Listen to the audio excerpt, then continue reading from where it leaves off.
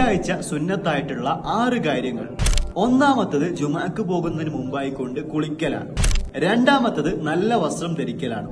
മൂന്നാമത്തത് സുഗന്ധം ഉപയോഗിക്കലാണ്. നാലാമത്തത് ജുമാക്ക് നേരത്തെ പള്ളിയിൽ എത്തുക എന്നുള്ളതാണ്.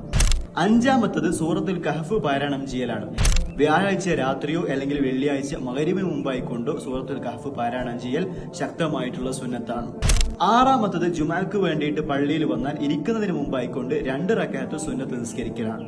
അതുപോലെ തന്നെ പ്രവാചകൻ സല്ലല്ലാഹു അലൈഹി വസല്ലം ജുമാ നിസ്കാരത്തിന് ശേഷം പള്ളിയിൽ വെച്ച് സുന്നത്ത് നിസ്കരിക്കുകയാണെങ്കിൽ 4 റക്അത്തും വീട്ടിൽ വെച്ച് സുന്നത്ത് നിസ്കരിക്കുകയാണെങ്കിൽ 2 റക്അത്തും നിസ്കരിക്കാറുണ്ടായിരുന്നു. ചിലർ വെള്ളിയാഴ്ചത്തെ സുന്നത്താണ് എന്ന് വിചാരിച്ചുകൊണ്ട് ചെയ്യുന്ന ഒരു കാര്യമാണ് നഖം വെട്ടുക എന്നുള്ളത്. നഖം വെട്ടൽ വെള്ളിയാഴ്ചത്തെ പ്രത്യേക സുന്നത്താണ് എന്ന് പ്രവാചകൻ സല്ലല്ലാഹു അലൈഹി വസല്ലം പഠിപ്പിച്ചു തന്നിട്ടില്ല. അത് വെള്ളിയാഴ്ചയോ അല്ലെങ്കിൽ മറ്റേത് ദിവസങ്ങളിലോ ഏത് സമയത്തും നഖം വെട്ടാവുന്നതാണ്. അത് പ്രത്യേകമായി കൊണ്ടൊരു സമയം സുന്നത്തായിക്കൊണ്ട് പഠിപ്പിച്ചിട്ടില്ല. അതുപോലെ തന്നെ വെള്ളിയാഴ്ച ദിവസം ജുമാ മുബാറക് എന്ന് പറഞ്ഞുകൊണ്ട് ആശംസ അറിയിക്കൽ അത് ശരിയല്ല. അത് മുൻഗാമികളൊന്നും കാണിച്ചു തരാത്ത ഒരു കാര്യമാണ്. അത് സുന്നത്താണ് എന്ന് വിചാരിച്ചുകൊണ്ട് ഒരാൾ ചെയ്യുകയാണെങ്കിൽ അത് ബിദ്അത്തായിട്ട് മാറുന്നതാണ് എന്നും നമ്മൾ മനസ്സിലാക്കേണ്ടതാണ്.